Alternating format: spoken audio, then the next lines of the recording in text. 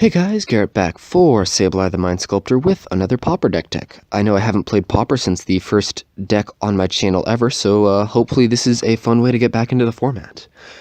So this is kind of a more gimmicky deck. I don't really run gimmicky decks normally, but every so often one is nice.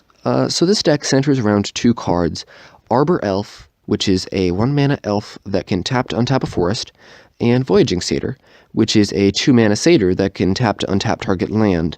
So, well, this might look like 1 mana on the face of it.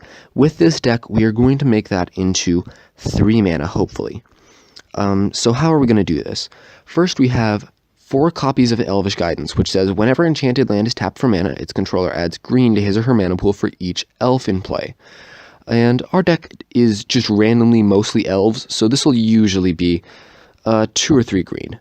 And then Overgrowth is for 3.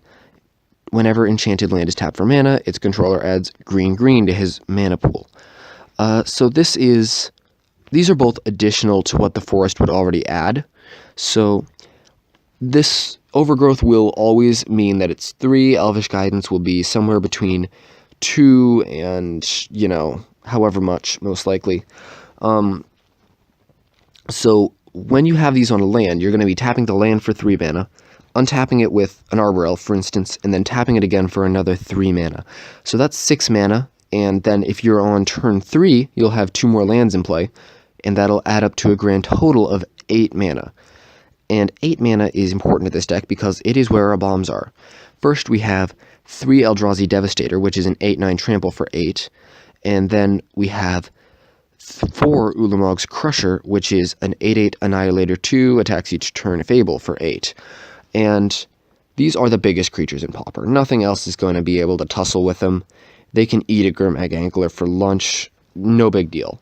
Ulamog's Crusher specifically is good against most things, but it struggles against tokens. Eldrazi Devastator is amazing against tokens and fine against everything else. So that's kind of the matchups we want them against.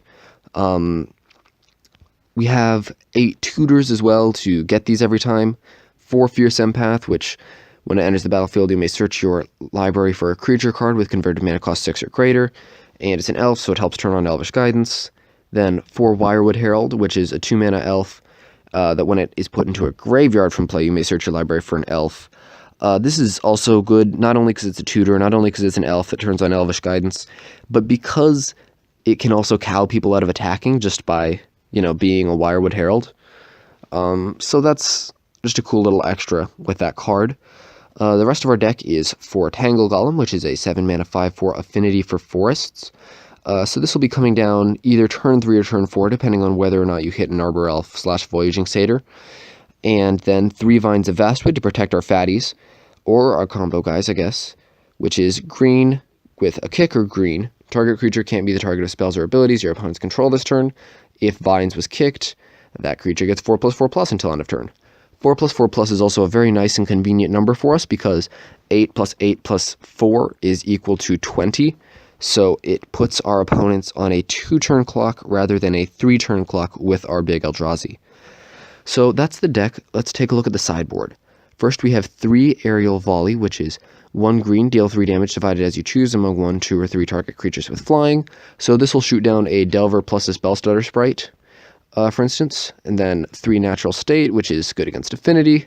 4 Nimble Mongoose, which I'm going to be trying to run as my anti-control card. Just stick it on turn 1, and then protect it for a little bit until Threshold turns on. At which point they have really no way to get rid of it. 1 Pulse of Marasa, which can come in against aggressive decks, and certain other decks as well. And then 4 Thermokarst, which eats Tron's lunch. Especially if you get the ramp, it comes down on turn 2. Great card against Tron. So, anyway, that's the deck. I hope you like it. Please share this video if you enjoyed it. Other than that, peace out.